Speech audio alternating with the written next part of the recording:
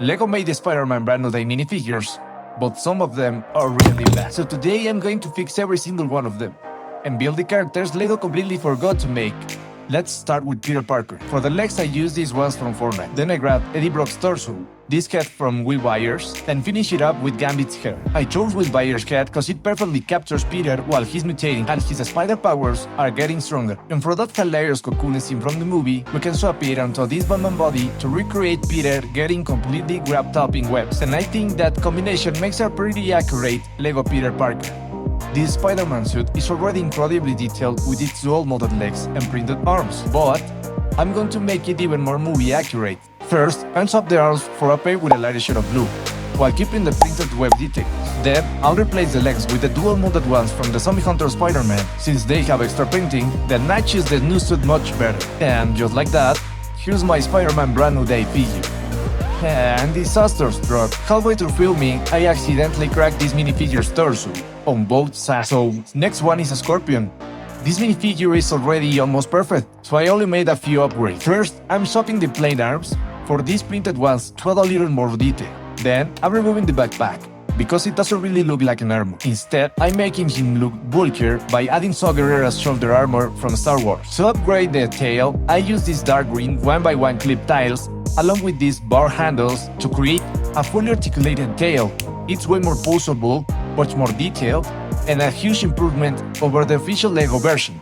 For MJ, I started with Hermione's torso to recreate her great trench coat. Then I used this hat from the Pharrell set. Instead of the same Zendaya face, Lego always reuse. And finally, I gave her this hairstyle. What do you think of my MJ figure? Now let's build Ned. For the torso, I used this one from a Jurassic World villain, since the colors match his outfit really well. Then, I gave him these legs with a USB drive hanging from the pocket, because Ned is a true geek. For the head, I picked this one with glasses, and I finished the build with the same hairpiece Lego used for Ned back in 2019. Finally, I gave him a cell phone for the Spidey tracker and a sign that says, "Who is Spider-Man?" One really quick scene, we got a glimpse of several villains, and actually Lego made a few of them, so we're fixing those figures. Let's start with Boomerang. First, I shoved the legs for a dual molded pair, and I added the Storm's white shoulder armor to make him look more detailed. Next, I replaced the head with a more detailed one, along with this helmet and white visor. The only problem is this printed detail on the visor, so let's remove it using the eraser technique. And just like that, here's my upgraded Lego Boomerang. Next up is Tarantula.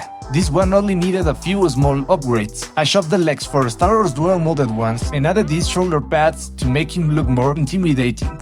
I also attached these 1x1 bracket pieces to his feet because in the official set he literally can't stand on his own. Another villain we only saw for a few seconds and one Lego never made is Ramrod, so let's build him from scratch. I started with these dual molded legs. Then I used Aquaman's torso from the CMF series, along with his arms with silver bracelets. Next, I added this silver armor to make him look much bulkier. Finally, I used this head from the Avatar main antagonist and top it off with this helmet to recreate his metallic silver head. The villain I thought would have the biggest role was Tombstone. I skipped the Lego version because I think the set is trash and in the movie he isn't even grey. So I used Vecna's human form torso, Voldemort's head and Saint's hair. I think this looks way better and is much closer to Tombstone's appearance in the movie. One of the Spider-Man allies we see in the movie is Detective Dewolff. To build her, I used these legs to recreate her long black trench coat, along with this Pepper Potts piece to complete the torso. Moving on to the face, I used this one from Eternals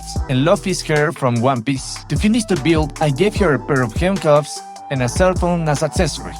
Speaking of allies, let's build the Punisher. Of course, I have to use his official Lego torso. Then I swapped in these dual-mounted arms and these tactical legs to make him look even more realistic. For the head, I used this Harry Potter one because the alternate face looks surprisingly close to the actor. I originally wanted to use M'Baku's hair, but it leaves the back of the head exposed, so instead, I went with Black Panther's hairpiece. And I think it works much better. Next up is William Metzger, the main villain of the movie. For William, I used this formal suit torso with a red tie, just like he wears in the movie. For the head, I used the one from Fastos from Eternals, which fits him pretty well. And Damage Control's main goal in the movie was to capture Jean Grey, so let's build her in Lego. I started with Bucky's legs from the Victober pack, along with the Riddler's torso. Then I used this yellow hood to recreate the one she wears in the movie. For the head, I obviously had to use Sadie Sink's brand new Lego head, and I finished her off with a ginger ponytail. And to complete the look, I added these translucent pieces to represent her powers. Another surprising ally of damage control in the movie is the Hand, the group of ninjas we know from the Netflix shows. So let's start with their leader. I used these dual molded legs to recreate her boots, followed by this red skirt and this Ninjago torso. Then I added these red shoulder pads and this red mask to complete her outfit. For the face, I used this angry female head and finished her off with this black ponytail. And for her accessory, I gave her a katana. I also built these 2 additional hand ninjas. And now, they're finally ready to face off. But wait, Hulk is also in this movie, and this time, he's in his most savage version yet. This happens because Jean Grey takes control of Bruce Banner, turning him into a completely different kind of threat. So, to build this version of Hulk, I combined these 2 different figures. For Bruce Banner, I used his legs with dark blue jeans, a black sweater, the head from this X-Files character, and this grey hairpiece to show that Bruce is already getting older. I also added this grease piece and this gouge to recreate the device Bruce uses in this movie. The movie also features some surprise cameos, like Aunt May, who appears when Jean enters Peter's mind. To build her, use his legs, Dr. Grace's torso and head, and this reddish-brown hairpiece to recreate her look. Yelena is also in this movie, appearing in a very funny pull scene with the Spider-Man. So we'll keep this version fully dressed and make her Lego appropriate. I use this torso to represent her bathrobe, Agatha Harkness head, and Thor's blonde hairpiece. And after all those upgrades, here's the complete Lego Spider-Man Brand New Day collection. Which one is your favorite?